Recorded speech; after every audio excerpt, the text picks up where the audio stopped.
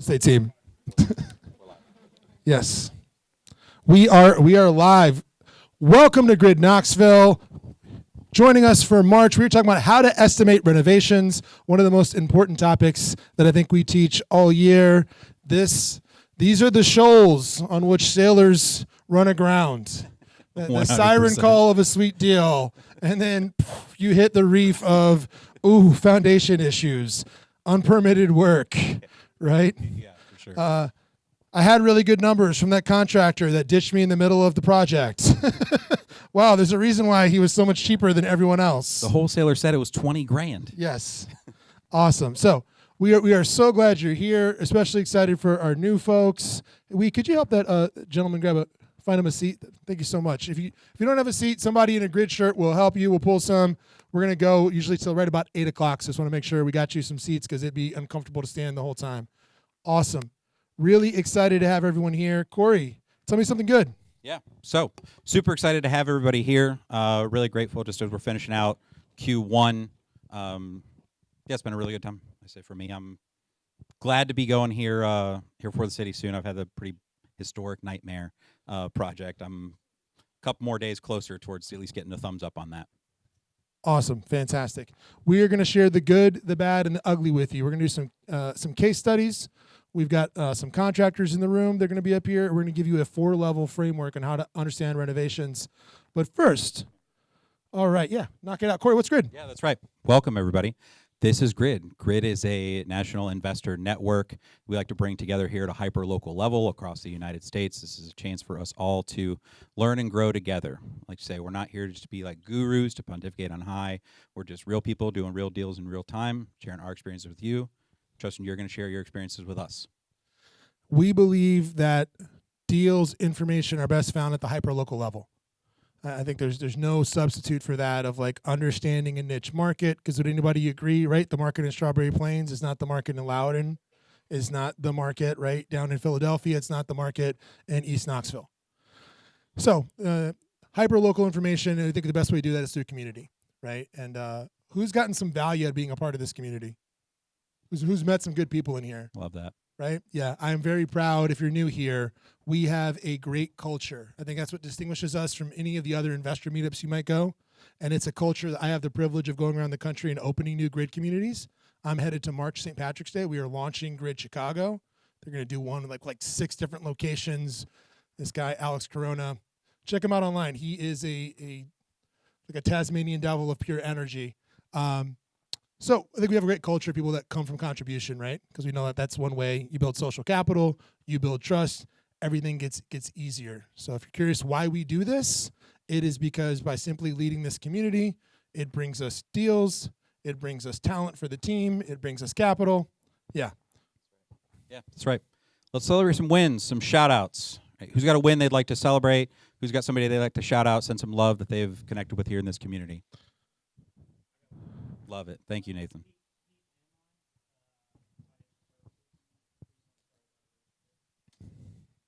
So Pete came here in the fall, right, talking about how to save on taxes. If you haven't seen it, go back and watch it. Really fascinating masterclass. We talked about Delaware statutory trusts. We talked about 1031s. We talked about opportunity zones. Talked about the future value of money. That's one of my biggest takeaways from that one. Was just talking about like the value you get from saving taxes now and investing that and paying taxes later with inflated dollars. Huge. One of the biggest things in investing, like saving on taxes, can make a lot of deals look better. Awesome. You got some projects going too, don't you? Awesome. We're gonna hear from Nathan's partner later. Who else? Lance, where are you at? Okay. Oh, Nathan, you're gonna do Lance's win. Yeah, Lance went to go see Cheap Trick. So everybody, we're gonna make a post. We'll wish Lance a very happy birthday and ask him about the Cheap Trick concert if you have Lance's number. If you don't have Lance's number, I'll be happy to give it to you. And you can We'll ask put him. it up on screen. Here we go. Yes. Nathan, what was the win Lance was going to share?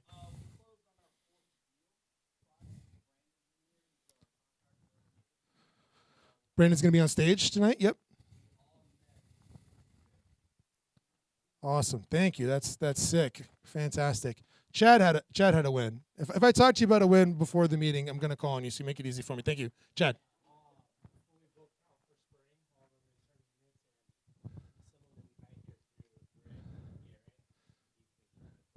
Yeah, our boy Garrett slid over on there. He's been crushing it, man. Great guy. Awesome. I love to hear that. Sick. Awesome. Anybody else feeling inspired? Yes, Tony. Yeah, just jumped in with MRG Realty Partners. Started this week doing that, and I've already made some great connections. I've been coming already, but good connections on that. Tony, what are you doing? What specific part of real estate are you focusing in? Boutique real estate, multifamily, from duplexes all the way up to On the commercial side. So I want to throw that out because there's a lot of realtors in here, not many commercial realtors in here, right? It's like you and like Lisa are the commercial agents that come here typically. So awesome. That's exciting, Tony. Fantastic. All right. Yes, Amber.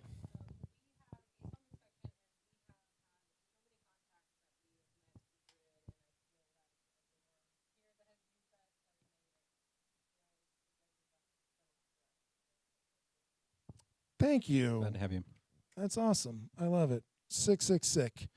Important to celebrate wins. I was just talking about Psycho-Cybernetics. If you haven't read it, go read it. But what it talks about, one of the things is like one of the best ways to change your identity. And if you're here to learn how to invest, you are going on an identity journey, right? I'm going from being an employee to a business owner, right? And it's, hey, imagine moments of success and then visualize this thing.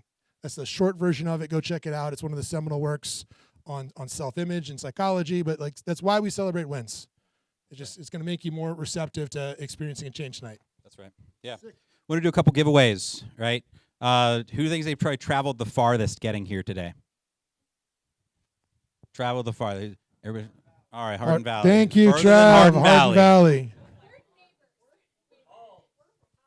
Halls. Can anybody? We got a Halls. Dalton, what do you got? Gatlinburg. Right. Awesome. JP. Nashville. Zach, farther than Nashville? Sevierville, I like it. Nashville going once. Nashville going twice. Give them that a prize. Somebody won, Corey. We. Connect with We. Raise your hand. We right We's there. going to be my prize giveaway person, so please see We. We got a whole bunch of swag. We got some swag. Coffee cups, tumblers, hats, shirts. Thank you much, right? Really, what we're going to take a point in here, like this is an opportunity. We'd request, go ahead, take a picture, tag us on social. We's monitoring that. Tag Grid Knoxville, hashtag Grid Knoxville. The reason why we say this, right?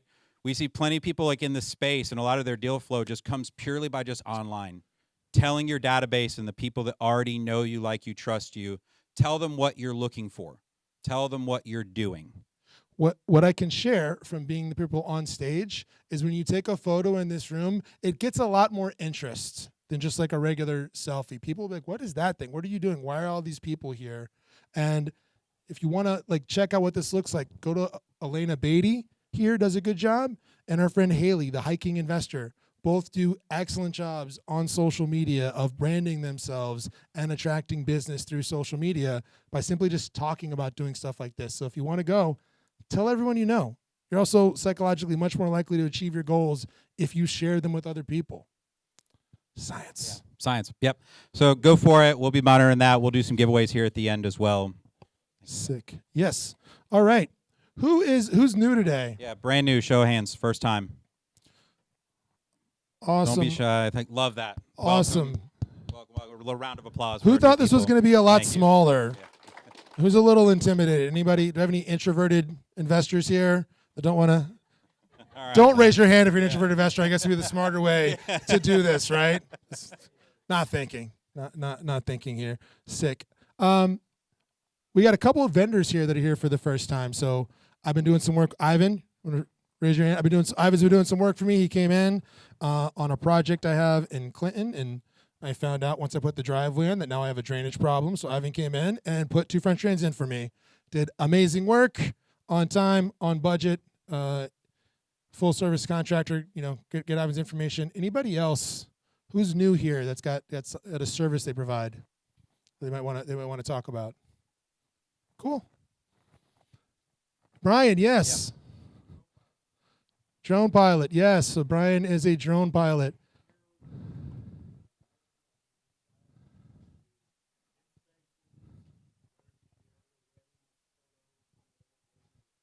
Awesome. Good. Fantastic. Yeah, don't sleep on, like, drones can help sometimes when you're trying to get your head around a property, like being able to see it from the air. Like, yes, I see him. Sick.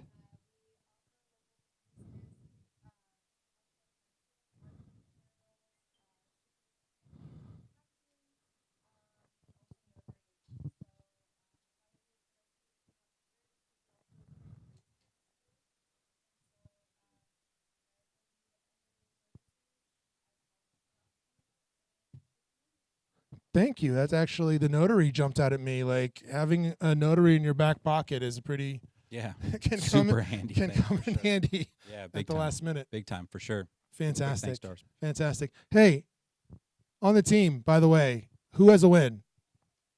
Trav? Hey, Let's drop, drop. go. Let's go.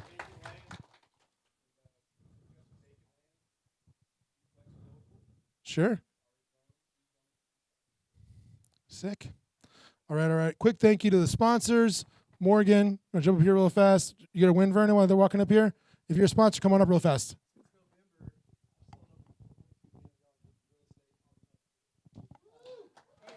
Let's go.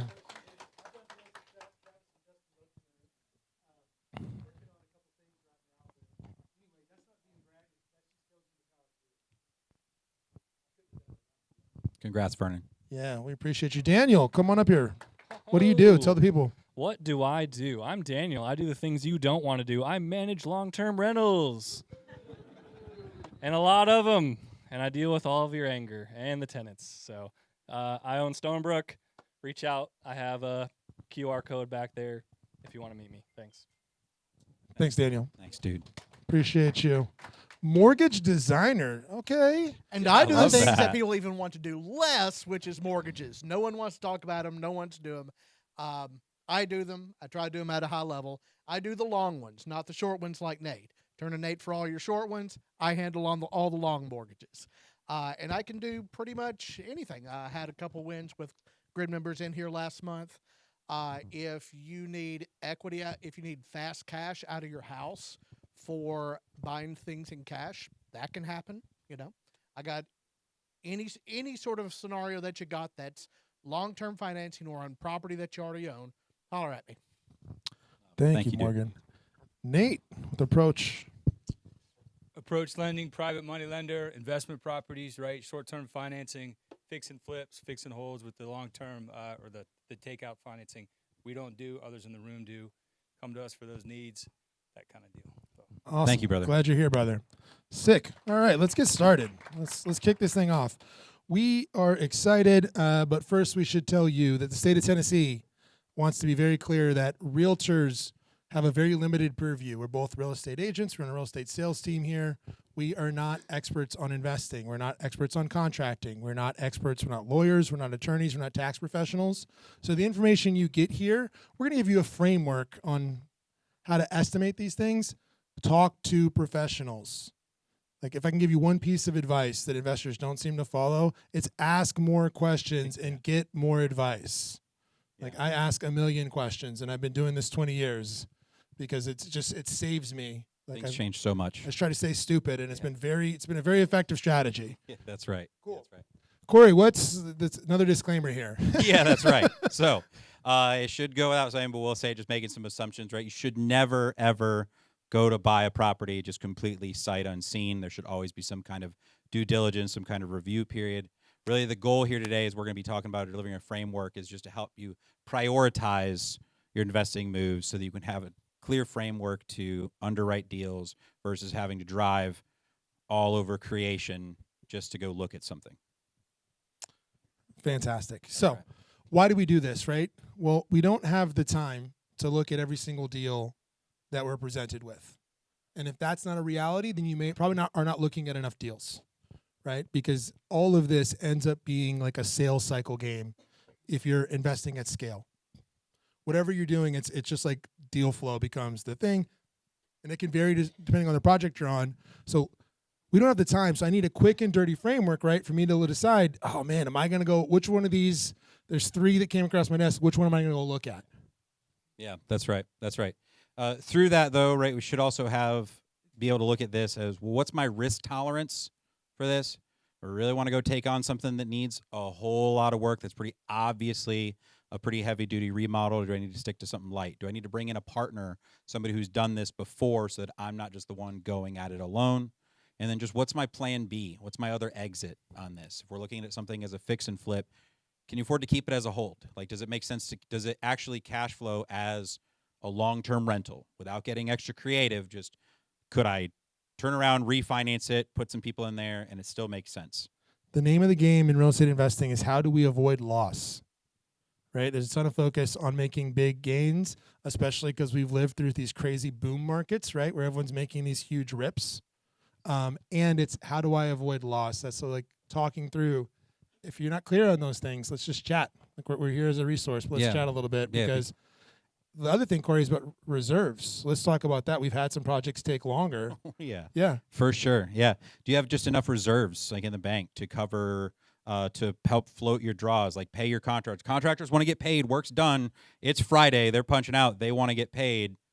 You need to have some money. Maybe your draw is going to come next week. Do you have some cash to be able to float them? Do you have the ability to pay insurance, utilities over an extended period of time? I mean, factor 4 to 6 months needs to be like your minimum reserves that you've got aside before going to take on any project. So we're using other people's money, and yet I still either have access like an equity partner in a deal or something like that, where I want money where I'm using the draws retroactively, right? Where it's not holding up the work. Because what happens then is, oh man, I ran into the draw process. It holds it up. I got to go push my contractor. Now I lost my plumber for 2 weeks. This starts cascading, right? And that's how my timeline goes from 3 months to 6 months pretty quickly, or just things like that. I've just seen it again and again. It doesn't take a lot, even if you're experienced, to get off track. Yeah. Yeah. One little thing can totally cascade and go a lot further. We had Corey wrote an entire, basically another grid session about determining value. Would anyone want us to do that as a separate Zoom call where we go through all the details? Like, how do you determine ARV? Yes, no? Okay, Perfect. cool. We're going to skim over this just because like it really, as like we could just spend 30 minutes on these slides without really going too crazy. It's just a lot. We were talking about a bunch of different factors here. So one of the most important things, though, right, Corey, is like, how do I know what it's going to be worth after I finish the renovations? Yeah, that's right. You got to have some kind of benchmark as to how you're as to what you're aiming for, and making sure we're not necessarily over improving for what's there. So, just broadly, there's 4 things to look at there, right? When we're looking at comps, we look at comps like appraisers look at comps. Appraisers don't use price per square foot, right? They find similar properties. That's what they're called, comparable sales, and then they make adjustments. So they're looking for stuff that's the same or similar house type. What else are you looking for, Corey? Yeah, same or similar neighborhood, same or similar school district. School district can be a big one, right? Because you're like, why is there this delta? Well, because this one's Farragut and right across the street is a different school district, and there is a definite difference in property value sometimes correlated with school district, right? That's right. Ultimately, like recently sold is going to be your biggest one. Like what's actively sold out there. Yesterday's sale is a lot better than the one that sold a week ago, is a lot better than the one that sold a month ago, 6 months ago, etc. Yes. They're going to look for that most recent, closest, kind property they can find. Awesome. Travis, Vernon, raise your hands. Anybody meet Amanda and RJ out front when they came in? Lovely people. Great. We are happy to help look at ARV for you. Call us. We will run comps.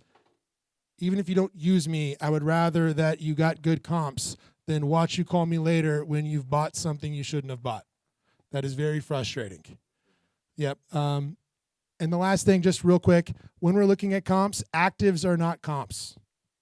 So just because I tell all the time, oh, this guy's got one listed for 400 across the street, that is not what's sold. Yeah. Appraisers are looking at what's sold. Yeah, I don't that's look not reality. at actives are important for like my competition. Mm-hmm. And when we talk about value, we'll talk about that of how do we look at competition and seasonality and what's happening in the industry. All right. That's right. Sick. Yeah, for sure.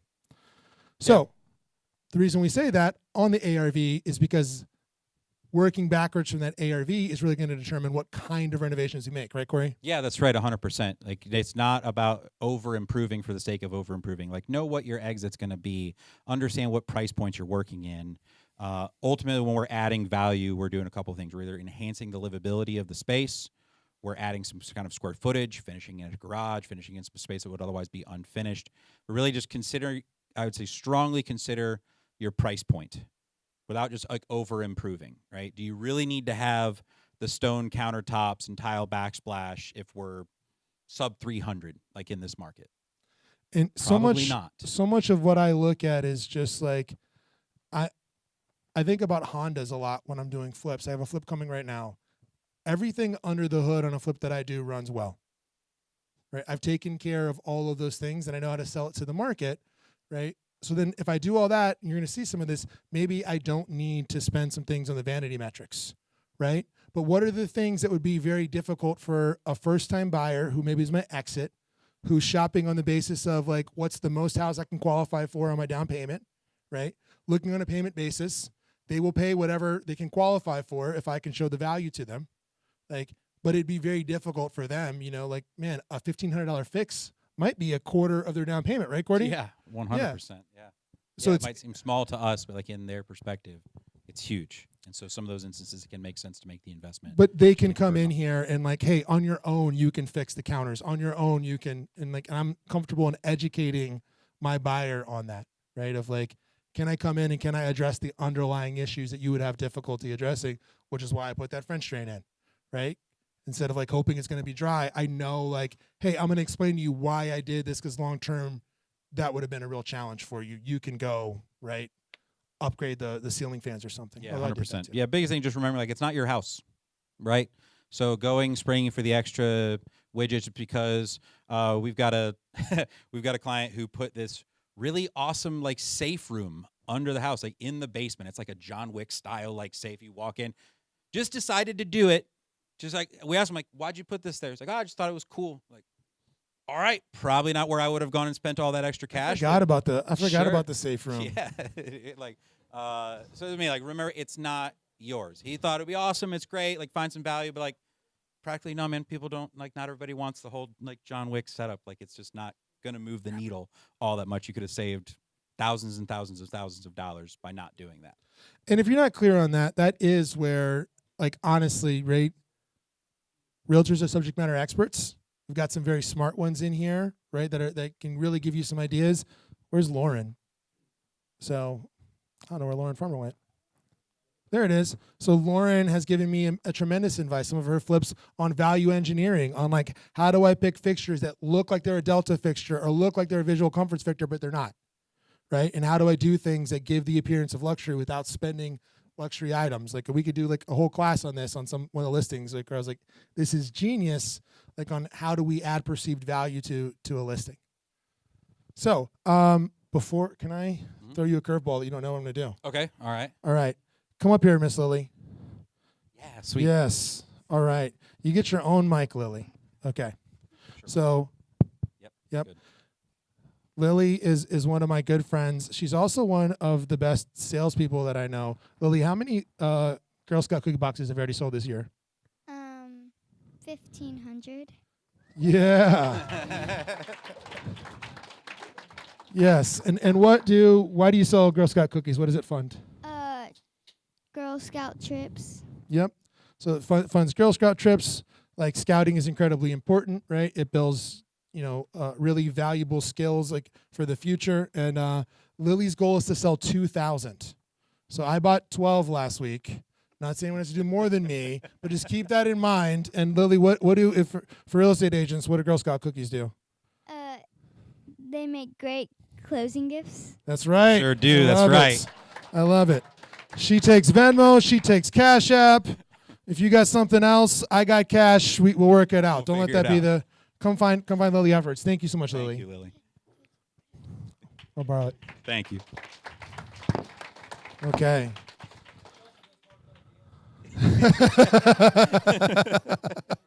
Yes. Fantastic. Awesome. So, tough act to follow, Brandon, Jose. Come on down. Jump on cool. up here. Let's have a chat here.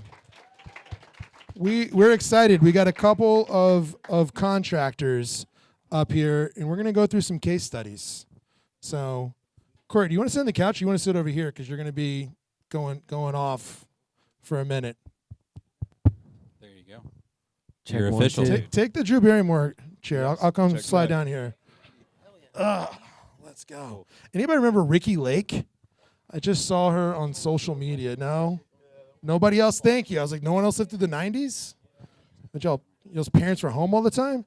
Come on. It's a television show that people watched if they were born in the 80s, bro. Yeah. Before your time. Get familiar, man. Yep. All right. So, Jose, we'll start with you, man. Tell the good people a little bit about yourself. How'd you get started on the construction industry? Well, quite frankly, the halfway house I lived at wouldn't let me work in restaurants. uh, so then, I started landscaping, and it started with mowing, and then hardscaping, and then pools, and then framing. If you know about the restaurant industry and the construction industry and you're puzzled, there was a sober landscaping company. That's the missing piece you're missing here, because I was like, how'd they let you work in construction? Like, Yeah, it was like yeah, that tracks.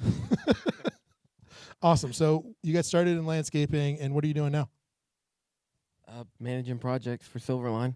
Awesome, dude. What does that look like? Because I know Jose came in here. If anybody worked with Jose in here? Yeah, Jose came in here and was like the only landscaper in here, and I saw him, and he was like, I did like 30 jobs crushed it. for grid people. Yeah, so I started doing that, but then now Yep. I don't have time for that shit. Yep, Dude. It's I know. just like what it looks like now is managing jobs, selling jobs, estimating jobs. Yep. And then just stuff like this, I guess. And what is Silverline? Like, are you guys just like a developer? You a GC? I know you do a bunch of stuff. I guess it changes with which person you ask, because it is compartmentalized. But like on my end, we just develop land and then do the remodels, and then we have a pool division, Yep. and then they're trying to grow a property management division, and it really just depends on who you ask that works at Silverline. Awesome. So we have you up here instead of Nathan. We had Nathan last because he's like, I want to put Jose on there because Jose is boots on the ground managing projects at a high level. And just give us an idea of like, what's a typical project that you might be running, just for some context if I'm in the room. So I'm like, is it you're doing a bathroom install, or are you doing like a new build, like commercial? It's commercial or residential, Yep. and then like a full gut remodel. Yeah. I mean, it would be nice to do bathrooms. It would be a lot chiller, I think. But I probably have to. I don't know actually, because it'd be more. Dude, I don't want to do tile. Yeah. I don't know, but yeah, it's there. No, like just a bathroom or just a kitchen would probably be a little too small for us. We just give it straight to our subs. Cool. So just want to get some context of like what they're doing. Silverline's doing development, right? And you're doing some larger development. We had Nathan on here last year. One of the reasons I like talking to Nathan a lot is when Advanced Knox was coming, when they were doing all the listening sessions here and they were talking about missing metal and doing all of that. Nathan is like a local politics kind of junkie, and like a good, cool way. He's like a nerd, not like in a weird way. And was just like, gave me some insight of like being on some of the planning commissions and like being involved and like kind of understanding what's driving those factors. Because I think as an investor, that is where it's a lot easier to get like an advantage than maybe can I consistently know, like find the needle in the haystack. Maybe not, but I can be the only one that paid attention of like, oh wow, there's this South Waterfront development plan and there's houses available for under 100K here, and they only talked about it for a decade. I could have bought up some stuff over there. Yeah, that's right. Yeah, I mean, as a resource to that, I mean, you're right. You can look up Advanced Knox. You can go through kgis.org and you can look at their maps and planning, and they have their whole plan laid out. They tell you exactly where they're intending on expanding existing corridors, what areas are up for redevelopment. You can already see now where the ball's headed over the next 5-10 years all around Knox County. They're not hiding it. You can go on this. It's a few clicks of a mouse and a few searches, and you can find it. Nathan. Oh, sure. Excellent. All The right. meetings are cool to watch if you go watch the virtual meetings, because just people arguing about like plants and shit. It's so funny. It's like there's like so much big picture stuff going on, and people are like, "But can I plant this here?" It's like it's a kind of a fun time to watch. It is funny, and there's some interesting just like debates that are happening like out in Kingston. I was like driving down Lansdowne Road. If anyone's been down that road, I was going out to the reserve. Yeah, Toby's, there's a bunch of new construction out there, and there's a whole debate about y'all's project and people opposing it, like this townhouse project. So we're going to be doing something focusing on Anderson County. So in May, we're doing an event over at Aspire in Clinton. We got a guy here that does business development for Foundation Mortgage. Mike Wallace ran that project for Joe Hollingsworth. So he's going to help us put together something. And we're going to bring the Anderson County Chamber of Commerce, that's Oak Ridge, to talk about all of these nuclear jobs that are coming and what's happening, and some city officials from Clinton. And I think that just could be like a really good event. We'll charge a ticket. We'll raise some money for charity to really give us an idea of like, I want to know what's happening, and I want y'all to have an inside edge as well. So sick. Enough about that. Pretty excited about it. Brandon, Yeah, dude. who are you? So I'm Brandon Black. We own Hands and Feet Construction. We're a fully residential and commercial general contractor. Flip tons and tons of houses, commercial build-outs, tenant build-outs.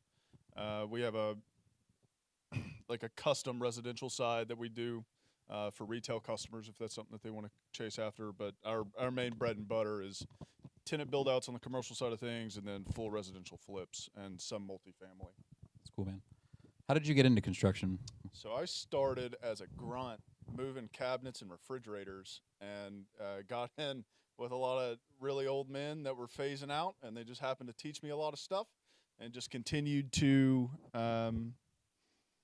grow, and God put it on our heart to start our own business, and we've been in business since 22, and it's just taken off. It's been a lot of fun, and Grid's been a huge part of that. You brought a lot of guys. How many employees do you have? So right now we have 15 on hand, but we carry the 3 gentlemen sitting back here are our main guys. We have 2 superintendents and a lead superintendent. They work themselves like dogs, making sure these jobs. Raise get your done. hands, fellas. Yeah. Yeah.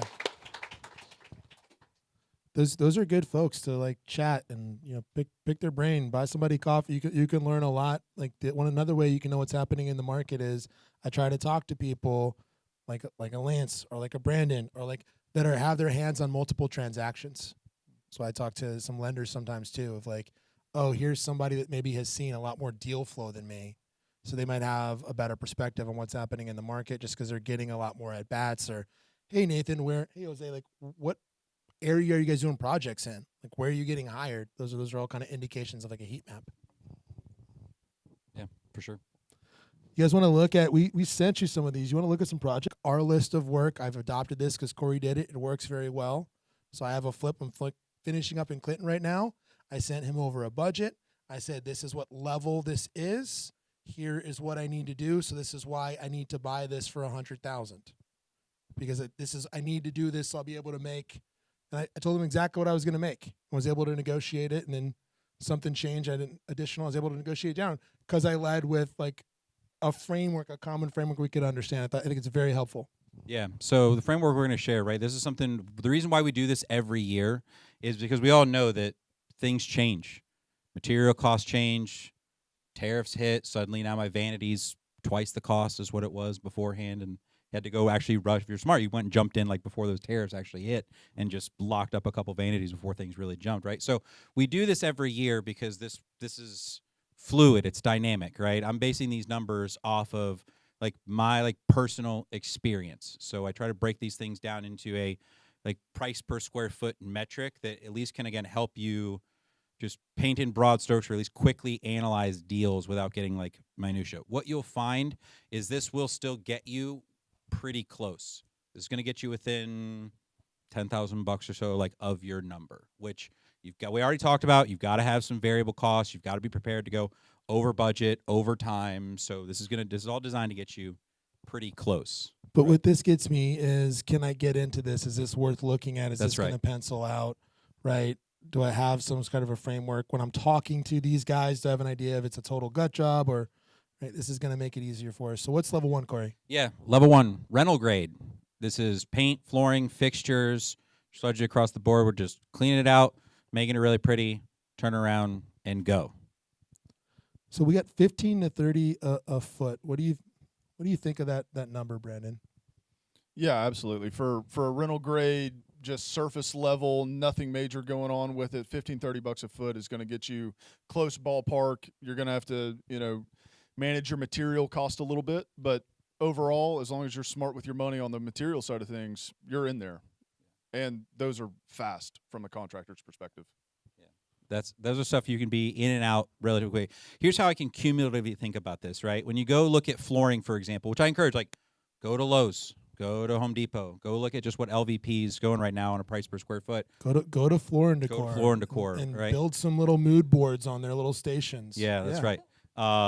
Through that though, what you'll find is okay. If my average like laminate is between like $2 and $3 a square foot, it's probably going to cost me about the same to have that installed, like in labor. So I can quickly do some math and go, all right, well, my flooring's probably going to be about $5 a foot times this 1,000 square foot house. It's going to get me within the ballpark. You are going to probably have a little bit extra material. You're going to have some variance in that cost. I get to wait. Trim, for example, if I got to replace all the trim, the baseboards, etc., like that can add up. But all this is designed to get you like in that range. Paint, same thing. Paint's $5-6 a square foot, just depending if they got to patch and sand a bunch of drywall and fix a bunch of holes. That's going to cause your cost to go up, but that can give you basis. So once you start adding that up, okay, well, 5 for flooring, 5 for paint. Now I'm quickly at 10. We start adding like some fixtures. Gets you to about that 15 if you're just literally just like turning it over for like a tenant, maybe just doing some quick little updates. Could go a little bit higher if you start having to add in a few extra pieces or refinishing the tub, for example. There goes another little $600 that gets thrown into the bill. And what can really change that, like I cut my teeth in Florida, which is a lot easier, right? Everything's on a slab, right? It's pretty straightforward. Everything's concrete walls. And we did renovations for Fannie and Freddie and HUD. So we really got good at like, we're using the same vendors every single time. And I had the calculator in my head of like, this is the price per foot. I don't have that as much here because there's a lot of variables. Big one is going to be stairs. If I'm doing flooring, it's going to be removal of existing flooring fixtures. That could be a big variance, right? I'm not just dealing with the slab. If I got to remove tile and put it back on, labor can start really going up there, right? Sure. So just be aware of some of these things. Sick. That's right. Yeah. What's the next one? Simple rehab. I'm in level 2, simple rehab. This is replacing everything where it sits, right? Typically like new kitchens, new bathrooms. I'm not I'm not fully like taking out walls, I'm not moving around like the structure as much. I'm just replacing everything where it sits. With that, typically I also expect to encounter 1, maybe 2, what I would call like larger ticket items. I'm changing out the roof, changing out the HVAC, electrical, plumbing, siding, things that can be pretty costly. Windows, right, that go up. I was paying $500 a window for like material and install. Then I was up to like $7, and we had a vendor. I don't know if she's here anymore. That was doing like custom. Ashley's windows. here. Yay! There she is. Right. So Ashley just quoted me very reasonably 3 basement windows. The city of Clinton says I got to replace some basement windows, and they are going to have those turned around for me in like 2 weeks. I was gonna say, what's your turnaround time right now? Yeah, awesome. I already got a pretty decent package from her, and she got it in I think a week and a day, and they're good windows. Sick. Yeah. Yeah. One deal that held me up here this past year was like Windows was the biggest thing, and it took me a month to get it all through. And I would have had the house done in 2-3 weeks. That happened on that one we did in Washington, dude. Right. He bought like the white windows, and then like he tried to paint them, and like it was yes, Just a mess. Yeah. extra 6 weeks. So what we're doing here is we're adding noticeable value to the home. I'll say this, most fix and flips, things that you're looking at are going to fall in this 2 or 3 range. If you find the level 1, fantastic, like you win the lottery.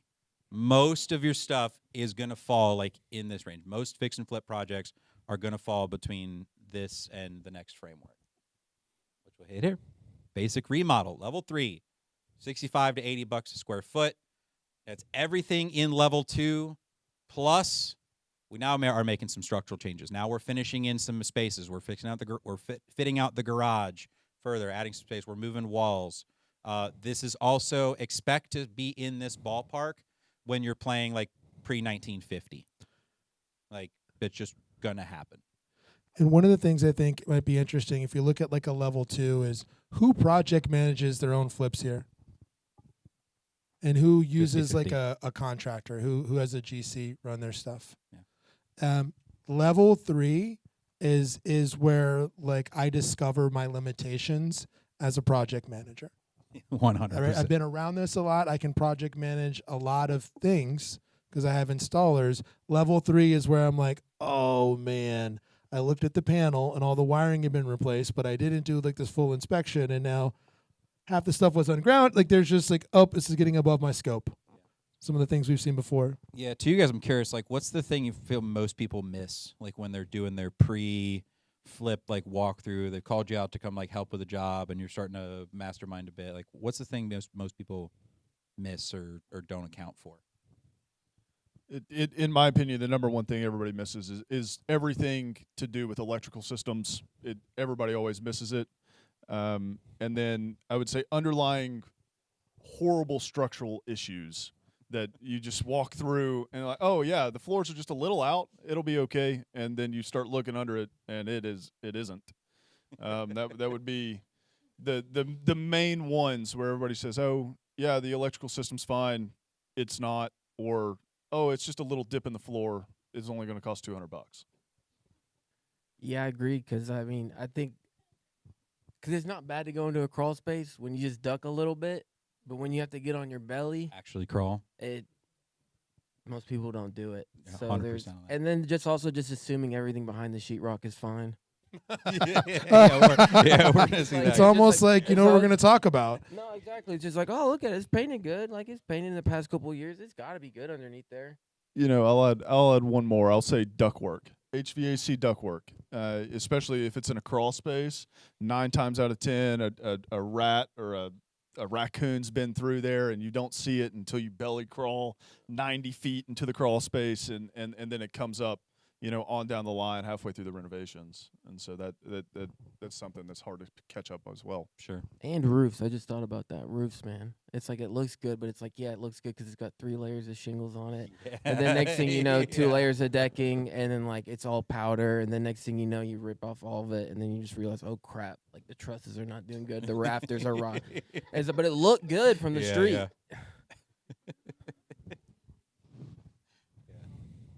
I think my last project, the one in Cadbury, I think that had like 3 layers of shingles on it. That just extra cost, extra dumpster. You have to call out like extra labor to go tear that extra off. It is not uncommon to see people throw like a layer of shingles. They won't remove the old one; they'll just throw one on top. And then in my last case, like another one for good measure. Like Yeah, that house in Clinton, I took the roof off, replaced half the decking, removed all the insulation, dropped all the ceilings, and replaced all that. I knew it on the front end because I used to be a roofer. But yeah, like that would have been a tough one if I didn't know what I was dealing with. yeah, that's right. Mm-hmm. And that kind of really leads us to level 4, right? Major remodel. We are taking this thing completely to the studs all the way through. We're likely doing some structural work through that, and we're changing all your mechanicals, your electrical, your plumbing, like everything. We're basically getting a full house. We're just saving the frame. So And even at times that's not salvageable. Jose, that's something that that's what you said. Hey, full guts. That's what I'm doing. What's some of the things when you're doing like a full gut? Like what's something that people wouldn't know to think about? Like when we're coming here, got to pull permits. Well, that one seems obvious, but it would It seems. it would pay It it would just get plans on the front end. Like just spend the time and get plans because you're just gonna be better organized going into it, and then just because the more organized you are, the smoother it's gonna be. And then also too, it's just like if you don't pull permits, then they want permits, and then you're just like, oh, I've been moving this, and that. They're gonna want to see plans. So when we're talking about plans, it's like, hey, if I'm doing a full gut, I'm going all the way down to the studs, and I'm coming back. How am I coordinating everyone? Are we on the same page exactly where this kitchen is going, or where my outlets are going to be, or the plumbing's supposed to run? Yeah. So when you're pulling permits, it doesn't matter what jurisdiction you're in. You have to submit drawings. That's just part of it. If you're pulling a permit, the AHJ requires drawings. Hands and Feet Construction, we provide and do all of our own drawings, so we can sit down with customers and figure that all that stuff out on the front end with them. But anytime you're going into a 3, even an involved level 2, in my opinion. If you even involve level 2, a 3, definitely a 4. This is where you really want to sit down with your contractor on the front end, post the deal being cut, and say, hey, we want to make sure that all of our ducks are in a line. We know where this wall is going to move. And yes, it's a project you're going to have to adjust as things pop up. But this is where you really sit down with your contractor and your subcontractors and all your people and say, hey, this is the game plan, and this is what we're moving with until we have to adjust. The other thing is I got to spend some time talking to the city of Clinton codes inspectors, and what they shared with me is, sometimes they hear about things being grandfathered in because of codes, and he said that if I'm renovating more than 50% of the property, then he's going to ask me to bring these things up to code. Also, we had to bring some railings up to code because he said it's a life safety issue. So just be aware of some of those issues of like not everything has to be brought up to code, but if I'm doing major renovations, there's a waterfall effect, and I may have to touch a lot more things if I've not wanted done. If I'm used to just doing like a lipstick fix, it is a radically different proposition, right? Can I say something real quick? Please. Do it. I know a lot of people because I see pictures on Facebook. They don't freaking get permits because the handrails in Knox County now, you have to have like the 2x6 on the top doesn't count as a handrail anymore. They need an actual handrail. It's got to be grippable. Like, so if I was So going I to slip see a and bunch fall, of people can I? posted that they got sold. I'm like, oh, you didn't get a permit. I don't care. Do your thing. Something I say to myself, and I guess now y'all. I have the same conversations with me. It's like, oh, yeah, no, you didn't pull that permit. Yeah, it's big takeaway, especially when we get into like these levels, like 2, 3, 4. Go slow to go fast. It's so like easy to get just like caught up and like, man, I just closed. Like we got to get on it like now and just be working because I mean, time's literally money. But we talk about like that's why you have to have your extra like reserves in play because stuff's gonna come up, right? And it's when you rush. It's when you're going guilty as charged. Like I say that like as somebody who's like that's been a problem of mine in the past. It's just like rush, go, I buy it, I want to start working like that day. Because you either want to feel productive or you're just holding money, etc. Like, go slow to go fast. Like his point, the more organized you can be, the smoother everything goes. The less hiccups you ultimately have. It takes a little time. It's way worth it. It's worth its weight in gold. And get clear on what you want to do. We've told this story before, but Corey and I did a flip together. Was it 2019, Corey? Maybe 2020. 2021. So So we it's did, this, 2020. we did this one flip together, and we subbed out everything except for like hooking up the dishwasher. And I Trim told or Corey that I was gonna like help him, and like typical realtor, like Corey was there at 8, and I showed up like 10:30 or 11. One day of work on that, and Corey was like, "Just take my equity. I'm done." out. Like, I was good. I was already burnt out. It was just like, no, not worth it. Justin said he's gonna be here. He's not here, and I just think like, be very clear on what you're good at. Like if you've got if you don't have anything going on, great, do work yourself. Like Totally. yeah, you should your dollar. But if you could do more dollar per hour productive activity, like it's not worth. Again and again, we're like, why did we try to save this $500? This Yeah. was not like the time was not worth it. Like I just should sub all of it out. Truly. So this last one, I've touched nothing. There you go. I'm not even putting electrical. I give it all to Haiti, man. I'm not going over there. Yeah, that's right. No, yeah, to your point, great point. Know what you're good at, what you want to do. I've usually liked doing demo, initial clean out, just get my hands dirty, go like that route, cool, or help out on some landscaping. That's fine. But even that to the point, like not anymore. Just hire it. Somebody else is going to do it. They're going to do it in half the time. It's going to look better than what I probably would have done anyway. And I can go spend my time going to find the next opportunity rather than spending hours fighting a dishwasher or some trim or something like that. Yeah. Because the other thing I've learned from working like construction, I went and started working as a roofer, and I was like, oh, when you have the right tools and there's someone that knows what they're doing, construction is very easy. When I am doing this thing and I don't have a Sawzall, like this is an all-day job, my buddy comes over, right? And he's like, oh, man, you got air compressors. And like, turns out I'm pretty handy when I got the right tools. I can frame stuff. Yeah. Awesome, man. Let's look at some deals. Yeah. Let's run through some of these, and then Jose, Brandon, I want to get kind of your take on some So- of these as well, of what it would look like if you were doing it as well. Yeah, so like 2 of these 3 I managed myself. The third one, like I brought in a GC, had somebody else go, right? So this was one of my first ones of the year, 4405 Northgate Drive. This is up in Halls, right by Halls High School, right? Where did this come from? Came from another agent, like in this room, right? So they say when you be specific with your buy box and where you're asked, the universe knows how to reward that. So it came from another agent. Financing, approach lending, shout out. We bought this on January 16th, sold it April 28th. Quick turn, right? Let's go. Quick turn in that. Level 2 remodel, $29 a square foot. Bought it for $180. Spent just under 40 grand on it. Exited at 305. Inside. Here's what was that. The outside is what was scary on that, right? The outside. This was all roof, windows, siding, gutters. That was the biggest part of it, right? So, like, what did I really spend my money on? No, roof, windows, siding, gutters. But the inside was clean. Like, the flooring was good. There was LVPs, tile in the kitchen. I painted the cabinets, put some hardware on, changed some lighting. Out. Bathroom. So back there in that kitchen, it looks like you had that like ugly box like Yeah. fluorescent light, and you just swapped it out Yeah. for Swapped it different out light fixture, swapped it out for a new light. painted cabinets. Cool. Yep. Paint the cabinets, put some hardware on them. Like, hardware will go like such a long way just by changing out some handles on some things. Anyone have any questions? By the way, feel free. Yeah, Like, yeah, I'm we're an an open open book. Okay. Yeah, cool. So, going to the bathroom, like ways I could save some money. So that vanity is an unconventional size in terms of where it sit. Finding like a replacement that would squeeze in there would be way more work, way more expensive than like the trouble it's worth. So what do? We paint the box, put on some hardware, resurface the top, change the light kit, resurface the tub.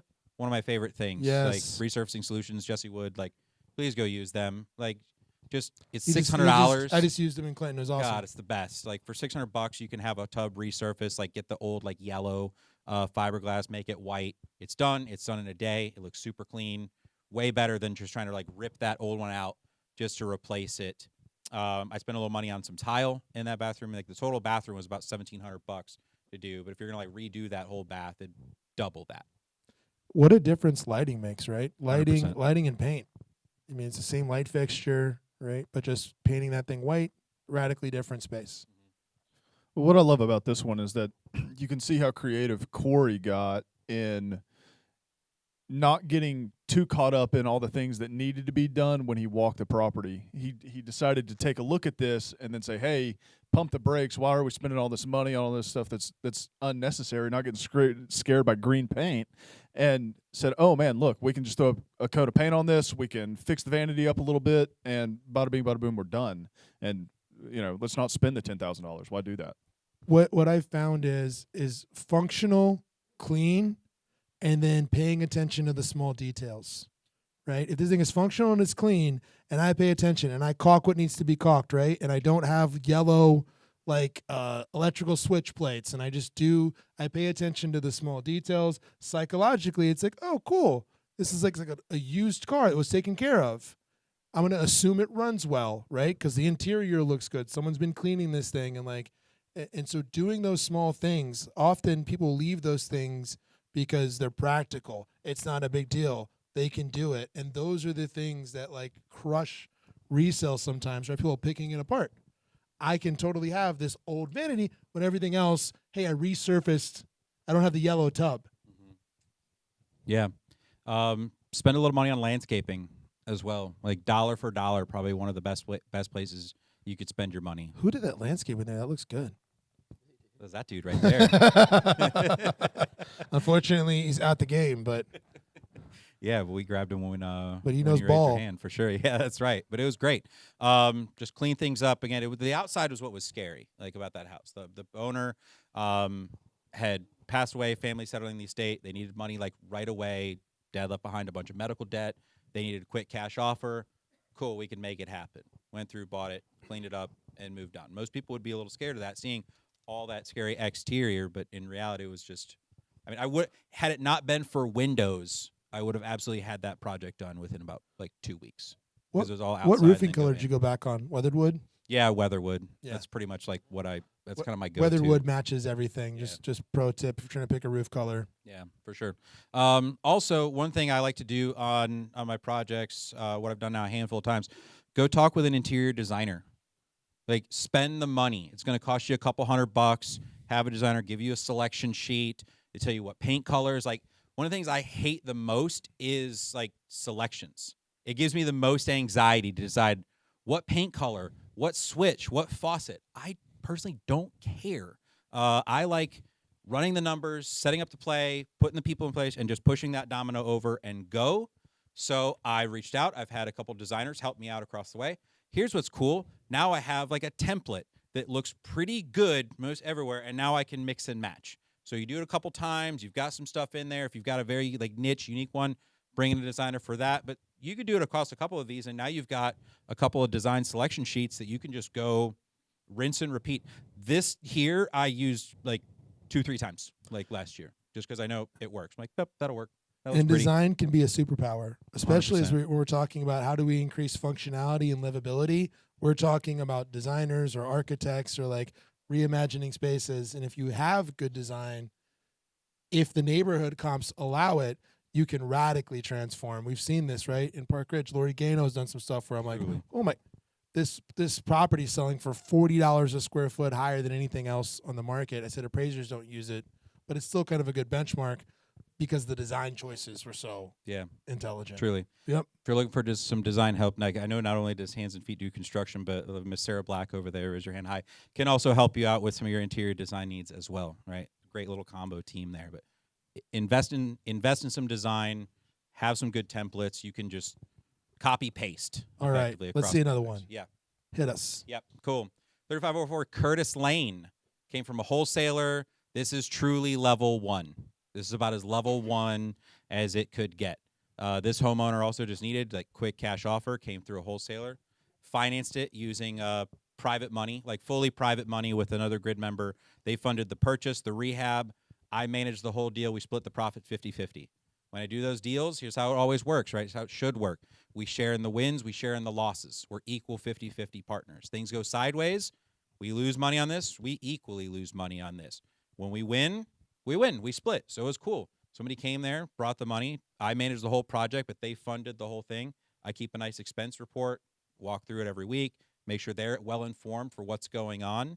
In this case, we ended up splitting about 60 grand, like net profit on that. Not bad for kind of a quick turnaround.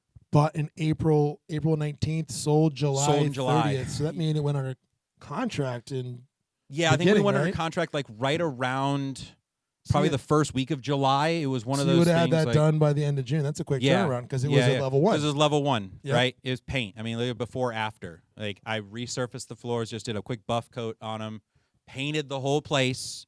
It's amazing what paint will do. Staging, y'all. Staging, y'all. So we just had somebody come in. Go check it out. Grid Tactical Tuesday, gridtacticaltuesday.com. I had Heather Kane join us. Heather Kane started a national platform for real estate agents called Style to Design, where it helps agents kind of like deliver, she calls it reality renovations, reality staging.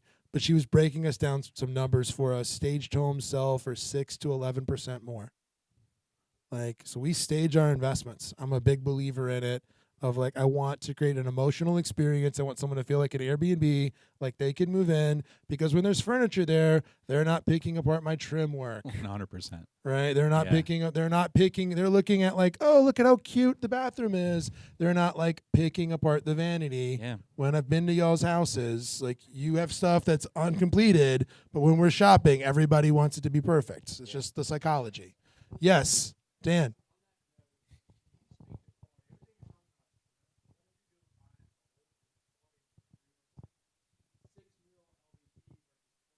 Ooh, let's punt to our contractors. Yeah. No, I love that. So yeah, if we're not doing flip or well, we could talk about both. Like, yeah. Is there a difference in material? First of all, let's just do this. Do you have some material recommendations, like some minimums that you recommend that people do when they're doing projects? Let's start there. So, working like if you come to me with a deal, we'll walk the property, go through everything, and in my pricing, I already factor in all of our material costs, and so I have a slew of materials that we always use. So, and one because they look good, they're cheap, and they hold up for a long time, and this is stuff that we've used on hundreds of properties throughout the years, and so we've had the opportunity to really define the materials that we use with our vendors and pricing and making sure that we can make deals work. But like to answer your question a little bit more clearly, Let's restate Dan's question. So Dan's question is, and Dan's a property manager, was, hey, if I'm going to buy and hold this, right, so I'm going to have tenants in here, there's going to be some wear and tear in there. Is there a difference in the level of the materials I use? So he mentioned 6 mil, which is a measurement of the thickness of LVP. It's measured mils like how they measure the thicknesses there. And he mentioned like vanities, like falling off there. Like I may not want to use like a really janky because it's gonna fall apart. Yeah. So at 6 mil LVP is going to hold up fine. Great brands, Duralux at Floor and Decor, Nucor Floor and Decor, Life Proof, Home Depot. Great quality floors. They're going to last for forever, even in a true hold. The big ones I would always consider like a shower valve. Always get like a Delta, a nicer shower valve. Don't cheap out on a shower valve because you're going to definitely replace it if you're holding it. Cabinets, I still recommend like MDF cabinets for most typical households. There's no ARV value in like a true plywood box until you get up to that $500,000-$600,000 range. And then invest in the most important things like HVAC, roof. GAF makes a great shingle of American Standard, or Goodman HVAC units are great. Was there anything that you see that like people cheap out on they shouldn't cheap out on?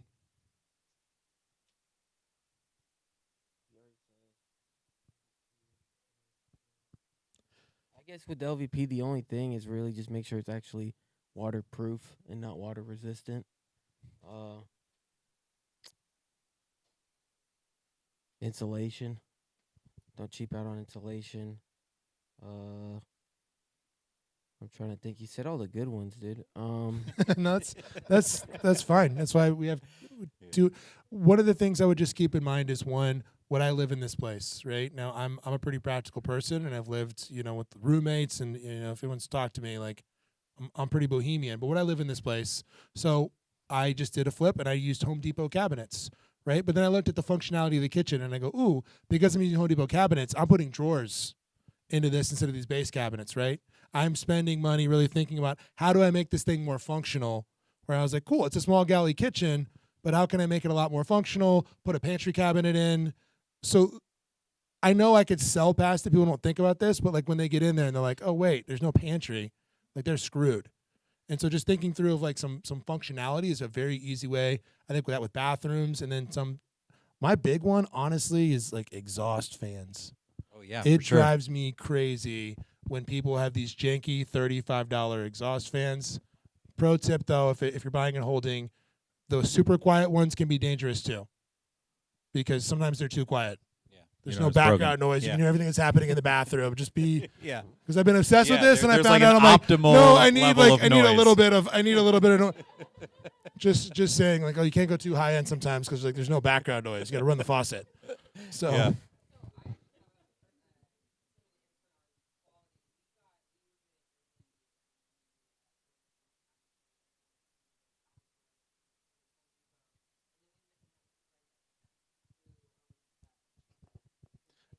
East Tennessee cabinets. She's got a showroom over on Baum Drive. Yeah. Real wood cabinetry.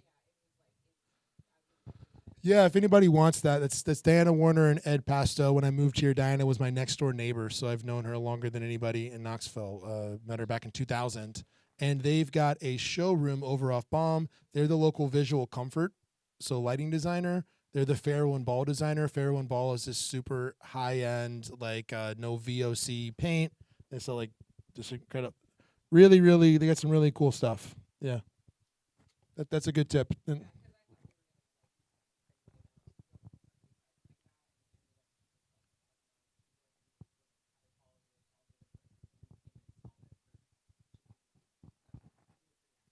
awesome. Thank you. That's a good plug. Yeah, Ivan.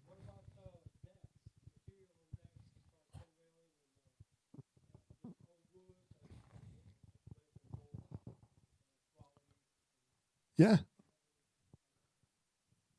I guess the first thing is where's the house? That's what I would wonder first. Where's the house? As in, like Physically, where is the house? what? Okay, so what? Like, how expensive is the house? Yeah, exactly. Yeah. Like in what neighborhood it's in. I mean, it doesn't make sense to do like a full Trex deck. It just doesn't. It's Because you're not going to get the ROI. You can Exactly. over improve like balling out on your deck when you got attached to a 250K, 1,300 square foot house. Yeah. Exactly. Yeah, I mean that's it. Like again, just knowing your price point, knowing your exit. This one that I'm covering here, like that I sold it at 445. That's the most expensive one I've ever done. Typically, I keep like 350 and under is like my target ARV, because also right, what's my backup plan? I'm just gonna hold it, right? At a certain point, like at a certain price point, there's really like diminishing returns, or there's really only so much. Like beyond $350,000, I'm probably still only going to get like $2,000 a month, like out of that, maybe a little more out of it. So over improving or going there, it doesn't make sense. Like this one, probably the only reason I did is because the exit was, I could still hold this because of how it was split up. So like looking at it there on the left side of the property, there's like a yellow door is the front door, what became the new front door. To the left side is a 1-bedroom, 1-bath apartment. The other side, the other part of the house was like a 3-bed, 1.5-bath house, or 3-bed, 2-bath house that was on the other side. So I literally was just, okay, cool. I'm just going to split this and I'm going to rent it as two totally separate things. They've each got their own separate entrances, separate HVAC. It'd be a shared utilities. Like I'd have to figure that part out, but I still had an exit that would make sense. Is the only reason I even went for this, was I could still keep it if I had to. One thing I do like when it comes to saving money on this, people notoriously just like leave stuff behind, right? When you're buying homes, fix and flip, people cash offer, I got a out. 31-foot RV. Yeah, you got an RV out of sitting yours. in my driveway. Yeah, bro. yeah. This has got 17 But no, like sellers notoriously like leave stuff behind. The mower was left behind there. So I sold it for like a couple $100 on Facebook Marketplace. It covered my dumpster cost. I just put it at a price that I knew was a steal of a deal, but I just needed somebody that would come get it like that day. I don't need to like haggle on that one. Other times, like the other photo there on the right, that was the last property I did the year before, and that was a massive shop where that couple that left, they were buying Amazon and Walmart like return pallets, and we're trying to like resell that. So there's like 12 pallets of just random crap. You need like air mattresses. I got like 12 of them, right? So I didn't want to manage and mess with all that of either like throwing it out, but I could look through. I'm like, oh, there's actually some good stuff in here. There's some stuff that's worth some money. A lot of trash, but there's some stuff that's worth money. So had a guy like from this room said, hey man, how about this? You be my Facebook Marketplace broker. I don't want to mess with this. You're responsible for selling it all and getting it out of there by a certain time frame, and I'll split it with you, man. 60-40. You keep 60, I get 40. Whatever you sell it for, cool, we'll just split it. He was all about it, right? So partner with people. Find ways you can get creative. Know what you're good at and find ways you can leverage it out. But in doing so, like by selling all that stuff out, we made a couple $1,000, which was sweet because, again, it covered all of my dumpster costs on it. So try to look for ways to save money, and sometimes you get some cool stuff out of there. Again, you got an RV, which is super badass. I got so much stuff. That guy had. Yeah, it was insane. Yeah, it's a nice. Yeah, It's a nice RV. But yeah, it was largely just surface level entryway. I changed the front door. It was probably the most expensive thing I'd spent money. It was $1,000 like front door to make it look nice. But put it some new tile there in the living room or the entryway. Change out some lighting, in and out. really, Gone. this one staging. Yeah, if you staging could was if you could huge. go see it, because it was kind of a funky, interesting house, and our stager does decor as well, and that makes a huge difference. Like wall decor and spaces like that, that foyer Yeah, and everything. It Show just, where the TV is going to go, what's Yep. going to hang here. How much does that cost? yeah, it's a great question. Yeah, so staging's certainly going to vary, like depending on the house. I mean, for a while we were around 0.5% of my sale price. So if it's like $300,000 house, $1,500, maybe $2,000. Things go up a little bit. I'd so say I've seen an increase on the bottom where Yeah. I think I just did a condo, and it was 1,800 to do this 1,800 square foot condo. It also depends on you just talk to your stager. Good question. Like on the packages, like are we staging every single bedroom or like the living areas? Yep.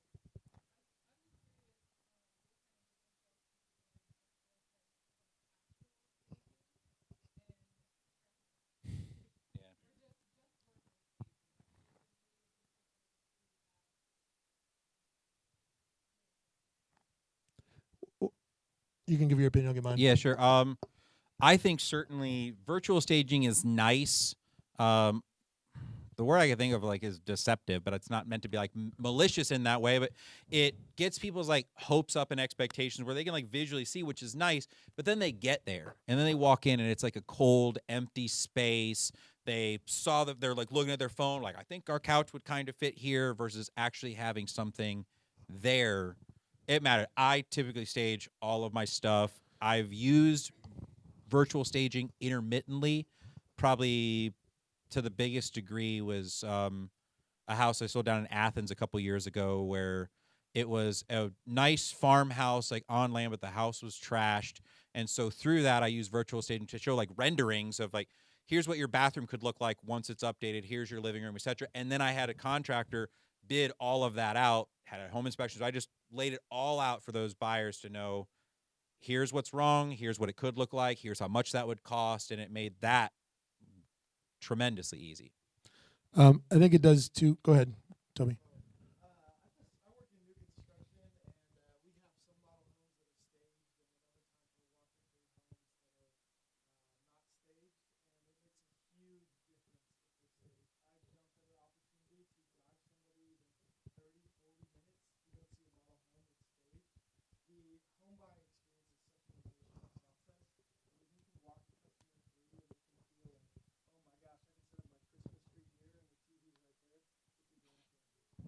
But there are two different, and I think it's a great question. There's two different things that are happening, right? So, what virtual staging can be very effective. It's like, how many eyeballs can I get on the property? How much traffic can I drive? So, how many showings can I drive? And then conversion, right? So, if I don't have anything, virtual staging can be very effective. What virtual staging can be really effective for is in something where the underlying product is okay, but I'm showing you what could be done. Hey, I don't need to stage this as an office. I'm going to show you the bonus. Like, I'm going to virtually stage the bonus as an office. And what you can do that can like close that gap that most people do not do, go invest. Is that young lady from FedEx still here? The UPS store? That's a shame. I was about to plug her. Go to the UPS store and go get like your virtual staging, put it on an easel in that room. That's what I've had to do on large scale, like luxury renovation products, is like trying to sell a shell of a home actually with Diana over in Westmoreland. It was like a really weird, interesting project, but I put easels there. So when we're sitting there looking at it, I've done this when I'm selling like shells or something or like a new construction, like make it easy for them.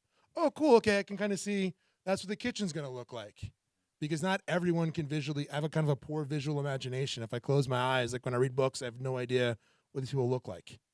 Right. And I've trained it, but I think that can be pretty effective as like as a gap, but staging creates an emotional experience. And our goal is like, how do we price it in a way where I can get multiple people there and then they're buying because they're having an emotional experience of it. What is important is that my photos look great. I saw someone's hands over there because I want it to look good when you send it to your sister. So she gets excited and then it's like a little friend and you've looked at it 7 times and not like, no, it looks so much better in person. Right? It's like when you're dating the new guy and his Facebook's terrible, you're like, no, like he doesn't have the dumb haircut anymore. Like, and she's like, I don't know about it. Like, no, he's much better when you meet him. Trust me. Like, you don't want to have to be like selling. You want other people in your life to be selling your buyer on the buying process. Yes, sir.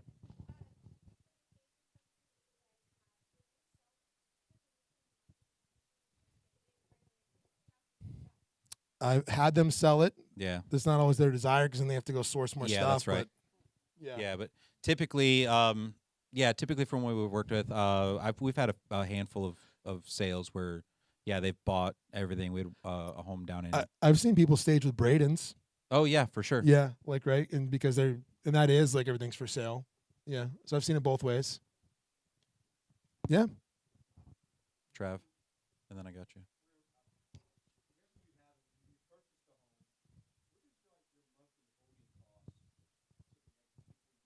Yeah. So it's going to depend on what type of funding and financing you're using, right? On, for example, like this one where I had just like a private money, like he funded the whole thing. There wasn't. I mean, he funded it like we just agreed to split the profits like 50-50. That was cool. On, say, this other next one here, sorry, There we go. This one in Cadbury was a combination using like hard money and private money. When I had a joint venture partner on it, I didn't pay the joint venture partner like a monthly piece, but I did have to pay the hard money, which typically, I mean, their rates are going to vary, but 10 to 12% like interest only, and they're going to fund the purchase and the rehab. So I think for like this project, for example, was about $2,000 a month was my burn on it. And I just play with the spreadsheet because I've seen sometimes before where like if you're fast, you could use private money at a really high interest rate, and it doesn't. If you have less points, there was a company that advertised something like 14%, and if you'd been working for a while, it was like no points, and I was like, I'd take that all day, like 1 point. I was like, I don't care about the rate. The difference doesn't make a big difference. Is like the 1 point makes a much bigger difference in my carrying costs, unless I got like 8 up and I'm having a really long extension in carrying costs. One way to be aware of that, if you choose to play at that higher end, you can run into market cycles where you get stuck holding stuff. I've had some friends that do luxury flips, and they're doing great. They're making big, and then they have one, and they're sitting on this thing for 8 months, and they just burned $70K in carrying costs. Yeah. And this is a very sharp investor that I have a lot of respect That's why for. I typically like these like level 1, level 2. I'm patient. I'm not doing this as a full-time flipper where all of my income is in this. It's more or less a side hustle, right? My day-to-day is as a realtor is representing clients, and so if I can do 3, 4 of these a year, great. That's a great extra income on the side, but I'm not wholly relying on it. What do you think of these repair numbers on this one? This is one that we used the contractor for, so I wanted to like have some like fair comparison. Let's kind of talk through this one here, CK. Like, Yeah, this was one that we had. Yeah, walk us through this deal. Yeah, let's break down some numbers. So this was one I bought on the MLS. I love when people are like, yeah, there's no good deals on the MLS. Like, totally, I bought it day one on the MLS. Anybody ever met a realtor that wasn't maybe the best? Possibly? No? Dude, you only know amazing realtors. Anybody ever seen expired property? Yeah, There's people screw up listing properties all the time. You can find deals on the MLS. Like, just because it's on the MLS doesn't mean that they marketed it correctly, or they include the right square footage, or they had the best photos, or like that they're not looking for a cash offer. What allowed me to move on this one quickly, so this is one that I bought off the MLS day one for 20% off. How did I do that? Ooh, I remember this one. Yeah. Bro, you used that How did I do that? Jedi mind trick letter. The whole thing. That's right. You did the letter with the framework. Here's in reality what it is. We talked about it before. We talked like how to find deals, right? We talked about our framework of zone, like zeroing in on a target market. So I invest in 37921, 37912 zip codes. What happens is because I invest in those areas, I know it cold. So this came up in 37921. It came up in a neighborhood I already own rentals in. I drove by this house every day for like years, right, at one point, because I used to live in that neighborhood. So I knew where it was. I saw it as soon as it came on the market, and it was listed for $100,000 lower than what they normally would sell for. It was listed at like 220, 230. I was like, immediately caught my attention because that's a good deal. Because we've zoned a market, like we talk about, very simple. Make a list of the 50 ugliest houses, 100 would be better, and like learn everything about them. Yep, that's right. So I was able to immediately get up after from having lunch, called the real estate agent, and said, hey, man, what's going on with this? He let me know, hey, well, divorcing couple. They've actually been out of the house for a while, but their kids were staying in there. So it was like 3 teenage boys living in the home for a couple years while they were finishing school. So this thing was beat to hell. They were just practicing karate on the walls. It was wild. But so it was like, okay, they want to sell it quick. Ding, ding. Like that tells me they want to sell it quick. Fantastic. So I start driving over there just to assess it because there was a handful of photos. I called I was like, hey, man, just start writing me a contract. When I get there, I'll tell you what we're going to like send the offer for because I just need to be able to go walk it to really understand what this was going to be. Got back. We wrote an offer, sent it in, also sent a really nice, compelling email that would otherwise be a letter. And in that, I just spelled it all out for them. We've got a great home. I know here's what the upside is. Here's what I intend to do with this. I'm either going to fix and flip this or I'm going to fold it into my rental portfolio. I'll just see what I want to do as I finish it up. Here's my scope of work. So I already outlined, like, here's what I'm pretty sure is going to have to go into this. And then here's my proof of funds. And I made it. And you also spelled out, you said you attached the 4 levels of renovation framework. That's right. If you want that, by the way, we're gonna give that to you today. That's right. So you attach it to the email and you spelled out that this was this level of renovation. Yeah.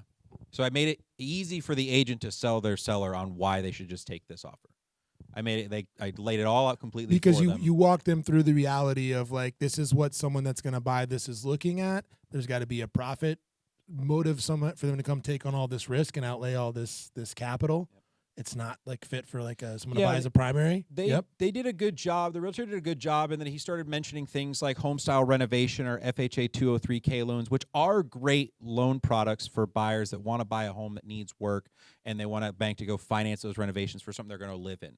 So I commended him on that, like, hey, I love that, and I do agree that this would be a good fit. And I said in my email, I'm offering speed and convenience here. Like, while I would agree this is a fit for that person, it can be a little bit harder for you to do that. What I'm offering you now is speed and convenience. I can buy this cash. I can close in 2-3 weeks. Can we get a deal? And yes, we did. We had it in like 5 hours. And we had it under contract for. Right?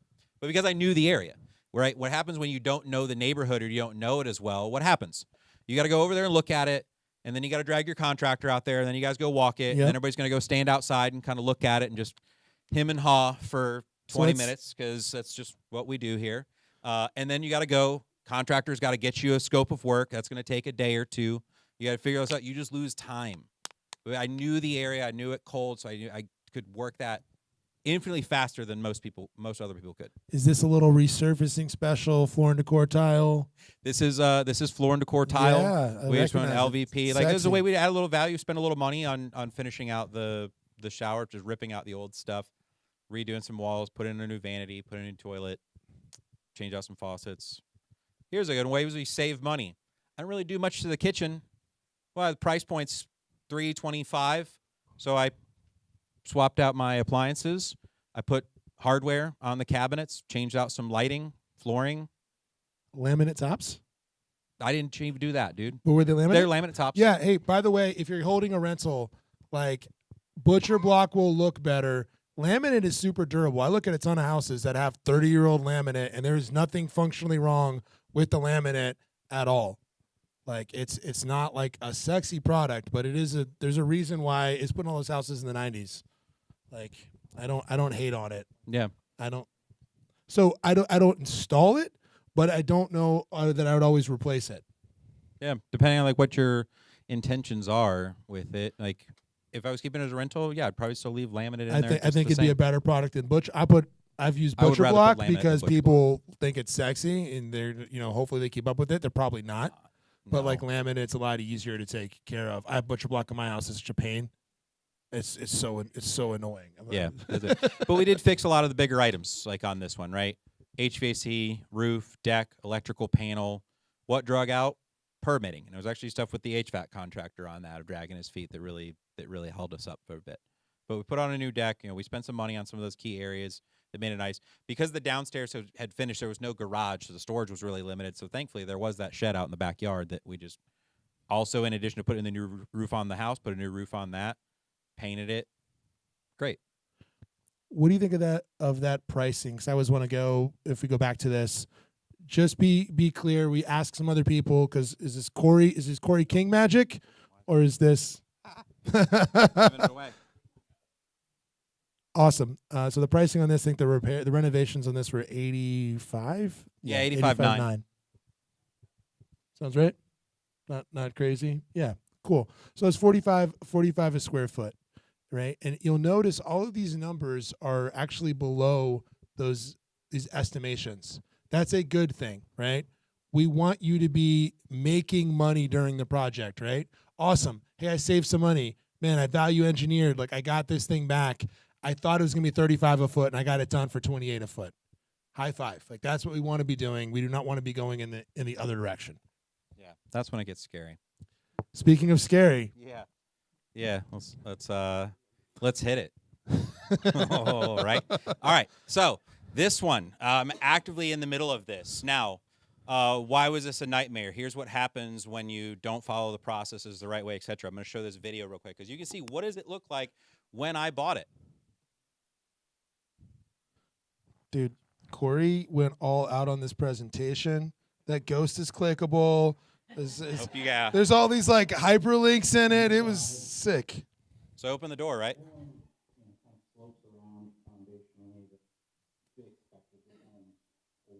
Home's 130 years old. Of course the floors slope a little bit. What did Brandon say? Oh, it's fine. Problem. So they had come in here. You can see they've replaced flooring. They've replaced trim. Those windows new? Yes. Yeah. so Windows were replaced. cool. We've got new Let's go windows. here We've got to new the- drywall. Oh, the kitchen's in there. Great. The kitchen looks so nice. We're ready to go. Let's just finish this thing out. Yeah, there was a doorway there that was to a bathroom. Like they had framed in a bathroom that was like going to be an add-on, Yes. but it kind of made sense. Like, it was like, okay, well, they've already started adding some functionality. Has anyone noticed you can see outside? Okay, good. Yeah. Yeah. That's right.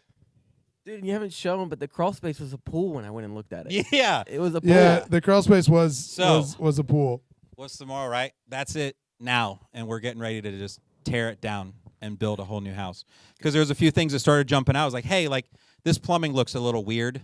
Let's maybe go ahead and let's uncover, kind of see what's going on. And that's when we realized, oh, all this sheetrock is just held to rotted out 2x4s. Everything's termite eaten out. The contractor that was doing it like previously, so I bought it off some people. I mean, they lucked out like in terms of I picked up their problem, that's for sure, right? But no, that contract, they were trying to flip from out of state. I bought the house. The contractor was just doing all the work, unpermitted work. So then when they got pinched because they were doing all this stuff inside, and then it was when they went to go to the outside that the city shut them down. Cool, I'll pick it up. I already own homes in this neighborhood. I've renovated historic homes before. How bad could it be? So Yeah. right, they didn't go and they didn't address what's underneath. And we've seen this. We did a house and we just Yeah. decided we did this house over by the zoo. Mhm. So we did this one, and luckily it was one where we had an arrangement. We had a joint venture with somebody, so we didn't have carrying costs. So I knew we could protect the margin. So we ended up spending $50K on this house instead of 35 to make 30. But we went in and I was like, we should replace the siding, and we pulled the siding off. Same thing. We discovered, oh man, there's holes in the siding. Like this thing's all rotted out. Like it wouldn't have been. I think that's one of the biggest things on these old houses. We have a lot of housing infrastructure in Knoxville. These were not built by master craftsmen. All of them. Yeah, no. Right, that are over 100 years old. Yeah. But it has good bones. Yeah. Yeah. Right. So let's go. So you got to start over here. So what was when you broke the process? How'd you break Yeah. the process here, Corey? Yeah, so we started to unpack it. We start realizing, oh man, this thing's going real sideways. We're gonna have to redo a lot of stuff, and I kept hitting roadblocks. Right. So as we start really looking at it, all right, we're gonna frame this out. This is also in a historic overlay, right? So with that comes its own challenges. You've got extra people oversight, just more red tape to look it over. From there, as first, one of the walls I hit was, hey, well, I can't tear it down. They first tell me, well, you can't tear it down. I was like, well, all right, that sucks. So how do we reframe this from the inside out? Well, you're looking at 3-4x your lumber cost at that point because you're having to just build temporary walls to support this and then pull that out, and it just costs just skyrocket astronomically. So then that sucked. Lost a little sleep that night. So then it was, all right, well, I guess the only way out at this point is to just go build a new house. And I actually went back to say, well, can I just tear this down and rebuild it already? Because I've already put a new foundation on this, by the way. So we lifted the house and put a new foundation, and we're going to set it back and then reframe all this out. And first they were like, yeah, no problem. That's fine. You can just more or less disassemble this and then put it back together. Cool, groovy. I go sit before the board at that point, and they're like, oh, actually, you're tearing it down. Now it's new construction. So now you've got a whole nother set of guidelines you've got to conform to. The home sits about a foot off of the property line on the right side. So when I bought it, I was like, I bet that HVAC's not on my property. Got it surveyed. Sure enough, it's not. It's on the neighbor's home. Okay, knew we were going to have to replace it as part of the remodel. Cool. But as they're like, well, now you're tearing it down, so now you have to conform to all new construction guidelines. New construction setbacks for windows, 3 feet. So I was like, oh man, what does that mean? Do I have to like flip this floor plan So you've from- got for clarity, you've got to be to have windows on that side. You have to be 3 feet off the property off the line. property line? Yeah, fire egress, right? So I was like, well, that sinks. Like, does that mean I have to flip my floor plan and then I just don't have windows on the right side of the house? Like, we could try to do some skylights, but that's going to look janky and weird. Like, we can't do that, right? So all these things just kept happening. Like month after month, I would just hit this next roadblock, lose a little bit of sleep, wake up the next day. All right, man, that sucks, but what's the next best step forward I can take? And then just do that. I think one key thing, like when you have setbacks, because inevitably you do, you play this game long enough, stuff's going to come up, stuff's going to happen. The biggest thing I can say that comes out of that is just finding a way to take action. Whatever extra little step you can get moving forward in the right direction or just in the direction is going to be a win. Because those setbacks, it's easy to sit, cry, spiral for a couple of days, eat your feelings, right? But when I have to say, and I've been there, right? I would allow myself a fixed period of time, I don't know, a day. I try to keep it to 15 minutes or 30 minutes. Like, have a pity party. It's okay. You're human. But at the next point, you just have to realize, like, what's the next best step I can take? And then just take that. So even then, as we started to move forward, okay, well, I can't do windows on the right side. I'm just tearing it down. Costs are going up, holding costs. I've been holding this now since January of last year. What would you do differently if you're looking at this deal now? Because it looked the inside Yeah. looked like, but you bought an unpermitted half renovated house. What would you do differently? Yeah. I would have explored taking it down or reconfiguring it earlier.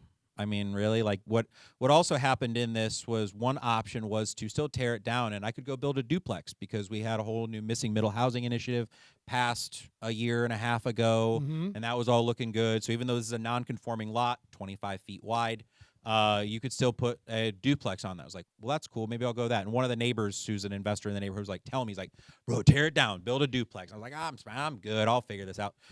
No, they moved the goalpost like last June, July. They moved they changed their ruling on that. So now you can't build multifamily on non-conforming lots. You can only do single family.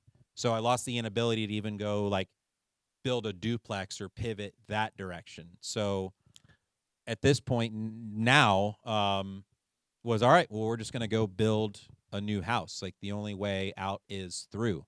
It means hanging out. It means more money. But I've got a GC who's helping me out. We've got architect plans, all that submitted. I mean, knock on wood, in 2 weeks I go before the city and they're going to give me a thumbs up. But we'll see, right? I guess some of those challenges that I had with the design with city, some of the red tape. So with this being an historic area and it's new construction inside the city limits, I have to go to zoning and ask for an appeal because new construction inside the city parking is 2 cars. Where am I going to put a driveway on a 25-foot wide lot? You're not, right? And still have room for the house and setback. So I have to go put a variance, get my parking dropped from 2 to 0 because it's street parking in this neighborhood. And then I've got it later on, just a few days later, I've got to go to the historic committee for them to approve all of the exterior elevations of it. And then, provided all that gets thumbs up, which I'll take all the good vibes I can get, then cool, we can start breaking ground on a new home that's going to be a 3-bed, 3.5 bath, about 1,600 square feet. It'd be a student rental for us. Right now, we're getting in the $1,100 a bedroom down there. So the upside is there. It just is a whole lot of suck to work and go through in there. Yeah. 100%. Yeah. 100%. Before that, it was the other was historic home Hannah. in this neighborhood. Yeah. But what happened is I was like, Corey, we've talked about Hannah for like 2 years now. Yeah. Like we need something new. Need some new material. We need some. Trust me, I thought about it, right? If I were to walk away now, I'd take about a $90,000 loss, right? Totally. I also know, I believe in the neighborhood. I believe in the upside, that I know that it's there. I planned on, even the original like home, the plan was always to just fix it up and hold it as a rental forever. Like call me 20 years, I'd think about selling it kind of thing. So it sucks to go through. I've thought about it like plenty of times. I also still know what upside it has. And like the home, a new home there for the 3 bed, 3.5 bath, like low fours, 415, 4.25 all day long. So like all in, I'm going to be in the probably mid 300s when it's all said and done between what I've already spent plus that. And I'll have a home that's brand new. It's going to last forever. I can do a cost seg study on it, which we've talked about before. We'll probably talk about later on this year. It's a great tax saving strategy. So I'll run that on this. I'll offset stuff on my taxes, and we'll keep on trucking. Brandon, what would you, if you were looking at that property, what would you get? Any advice? Jose seen it. Yeah, Jose, what do you think? You saw Well, that place. I did Just see don't it. just don't buy it. Well, it was gonna be either that or I remember kind of speaking because I remember you were rushing. You were like, I want to go on it. I want to go on Totally. it. And I was like, dude, you got to talk to me and Nathan, dude. And our whole spiel was gonna be like, dude, your budget is not gonna work. And that was it. And then you just went on it. And so I was like, good luck. I mean, yeah, I mean, depending on, and then again, like with all these deals and stuff, it's like about how much you bought it for. So if you bought the house where it makes sense, to me, it would have been to just tear it down from the beginning. Sure. Yeah.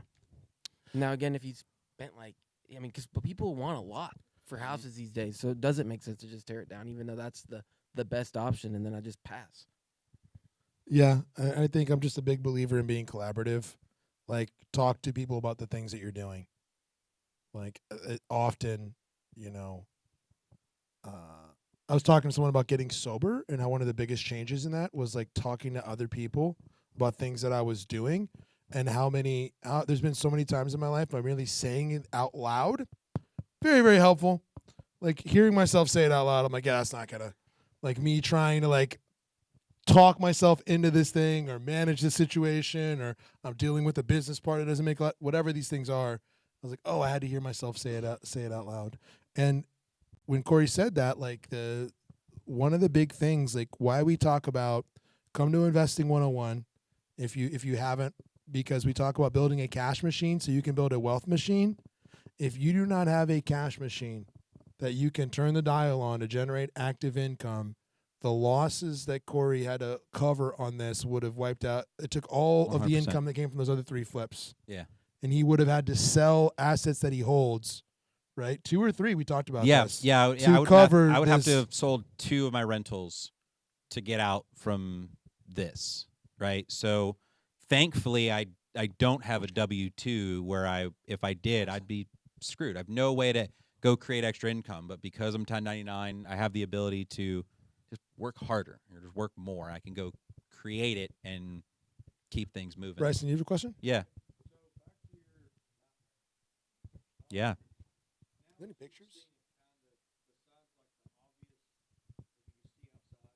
Yep.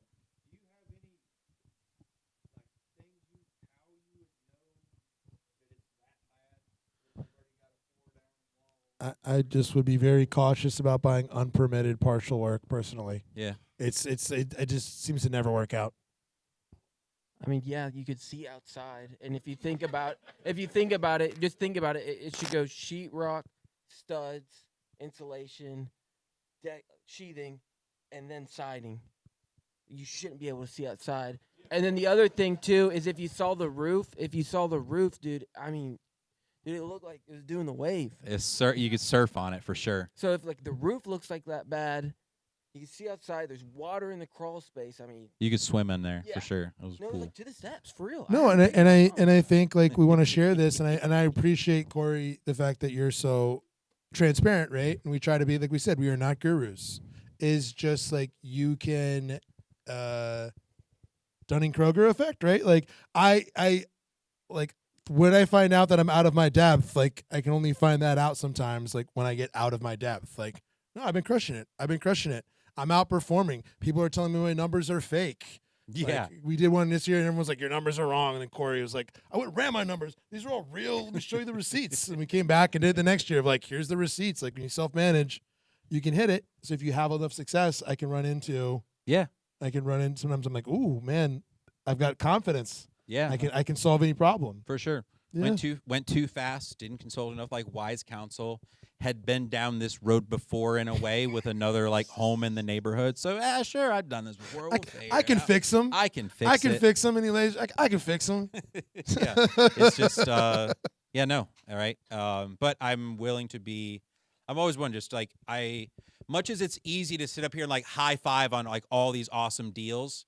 Like the reality of the business and in the industry is like there's losses, there's shit that happens, right?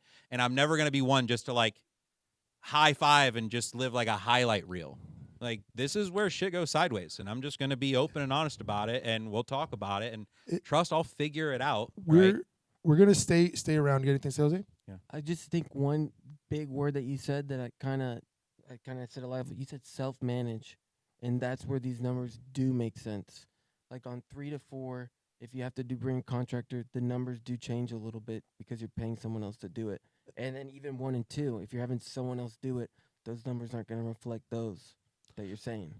So I think and I think I would just be even on this one he had a contractor, but I would not be self-managing a level 3, level 4.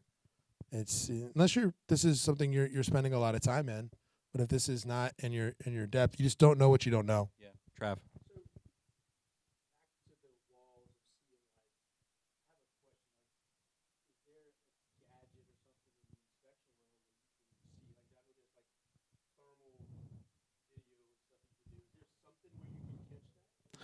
Well,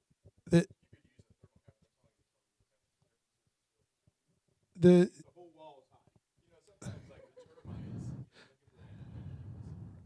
yeah, so that's it. That's on this. The issue is you had totally. The issue on this house specifically is you had totally unethical contractors. And I've seen this happen on other houses too, where there's fire damage and people are. So you had people that were screwing drywall directly into rotten termite infested boards. And so like that's the other thing is like if people are being deceptive, like just don't be a shitty person.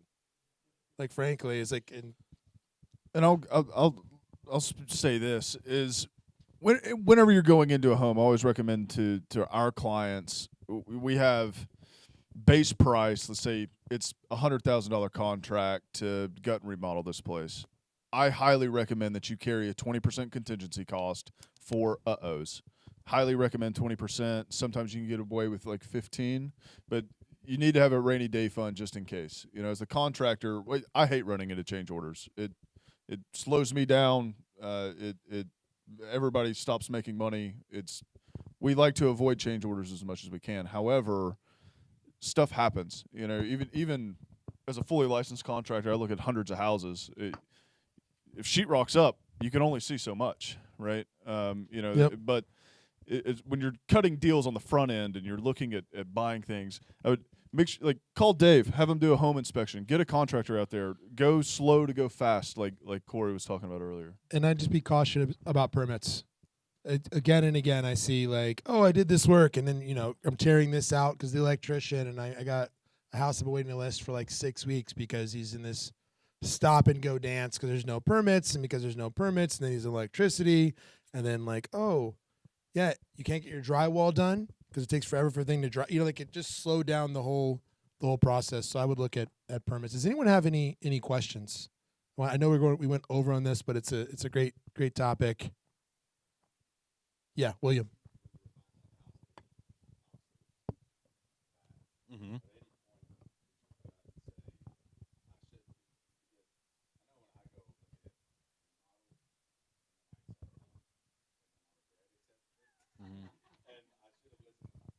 Yeah. To be honest, like, not that I can recall.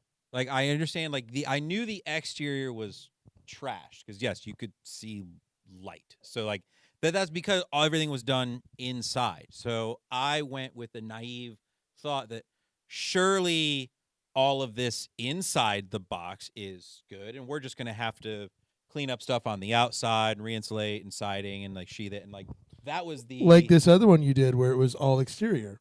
Correct. Yeah, got it. Like, I was like, okay, well, I know it's older, and it's the tax rate is $18.99, which For Knoxville, though, that's about as far back as they go. So if you go look at just our tax records, you'll see hundreds of houses that are 1899, and I just know there's no damn way in hell they built that many houses in 1899, like when everything came like horse and buggy, or your house came in a kit off of like the rail yard, and like you and your buddies threw it together over like the course of a weekend kind of thing, right? So having some undulous flooring didn't concern me as much in the sense of, because it's old, it's going to have settled, there's going to be some stuff that's worked on, there's just only so much that would have gotten done. So no, not necessarily like that it didn't. I think the lesson that I've taken from the project on Hannah and the project on this is like termites. Yeah, never underestimate the power of Yeah, tiny just insects don't underestimate. and water. And with when you have homes that are this old, like just termites, because that's really the secret. And both Totally. of those, like where the foundation was cooked, it was in the walls. It's All termites. termites. Termites cooked it all. Yeah, and so I just be very cautious, like especially coming from Florida where stuff's built with cinder blocks. Like being here where it's all wood, it's not fantastic. Okay, any final thoughts, Jose? Yeah. Final thoughts when it comes to pricing, because I do like that in the sense of getting started. But I say this to say that loyalty pays off with the people you work with and the vendors you use, because preferred pricing's a thing. And then also, if you use the same people, obviously, you know, don't just let them run free. But if you use the same people, you're going to have historical stuff to base stuff off of. And then you can actually make super concrete numbers instead of just, you go, okay, this is what they charge me. And then you can, it's just easier to gauge. And for me, I just like it more because it gives you a little more precise number. And then they're willing to work with you too. You know, just shopping around for the cheapest thing every time actually long term isn't the cheapest thing to do. And I'd say don't underestimate communication styles. I've got I work with a lot of different vendors because of the industry we're in, working for lots of clients, and the people that I love and their communication style it drives me insane because like we're describing the same thing, and where is the breakdown in communication? And like, could you answer me what the heck the problem is? Like it's so if you have somebody, like don't underestimate how much of that is like, oh, if we have good communication, I don't have to go get in my car and go drive to look at this freaking thing every single time to solve a problem. Like we can just talk it through. Any final words, Brandon? Work with a team. If you're uneasy about something or you don't know, ask. Whether you call me or Corey or anybody up here on the panel or anybody in this room, like we're building a community for people to help people make money. Yes. That's the whole goal. Is build relationships and community and have a team where you can go out and make something together. You know, I look at my guys down here across the way. I can't do what I do without them, period. It takes a team. Everybody in this room together. It takes, you know, the lenders, the realtors, the contractors, the vendors, everybody. It takes a team. And so don't try to solo it. Slow down. And the flip side is if I'm new and I'm learning how to do these things, one of the ways to get the competence to feel comfortable in doing my own projects is hiring professionals and watching and learning, right? And I might be, man, oh, this stinks. I made less margin on those 3 deals I did that year. Look what Corey did. I could self-manage, but then I don't take a loss on the 4th property. And I just think like when you're talking to flippers, ask them. They lose money. People that flip at a large scale lose money on houses. It is a tough game. Mm-hmm. Like we have an acquisition company inside Casa. We try not to flip, right? Because just the capital, how long you have to tie your capital up for, it's just a challenging business. You can get better returns doing other things. Mm-hmm. I think we might have died. So We did. Okay. If you want the 4 levels of renovation, if you text 4 levels to Grid Knoxville, you can get it. And there are a couple things coming up here. Yep. There are a couple real fast. A couple more things coming up this month. Corey, what else do we have going this month? Yeah, cool. multiple One, I events. guess give it up for Brandon. Thank you. Give it for Jose. Thank you guys. Really appreciate being part of the panel. Yeah, if you want a copy of those 4 levels of renovation, I could go find the Grid Knoxville Instagram page, DM it like as a message, the number 4 and then the word levels. You'll get that like automated right back to you. between Put a space between them. The number 4 space levels. You'll get that sent to your DM right then. Awesome. We've got Grid Coffee Deals and Donuts. That is the 3rd Friday of this month. Yep, that's going to be March 20th. 9 a.m. over at U Brew Coffee Lounge. We'll be there. Come on out. We got a good chance to network. We'll have some deals. We'll be shopping out there as well. So look forward to seeing everybody out there at that one. Trav is doing Investing 101 on March 14th. What do we talk about in Investing 101? If you're not kind of clear of exactly where you are financially right now, where are you on your game plan towards retirement, right? You need to know where am I, like a financial reality check. What is the framework for me to understand what I'm specifically building, because we have different talents, right? And where do I want to go? What's my freedom number look like? That is what we talk about Investing 101. We're going to give you a framework where you can sit down, do some homework, and we can sit down with you and give you, like, here is the game plan to get to your financial goals. If you don't have a buy box that you can clearly articulate to somebody so you can make deals really quickly, or if you don't feel kind of clear on what you're doing financially, like, investing does not solve our money problems.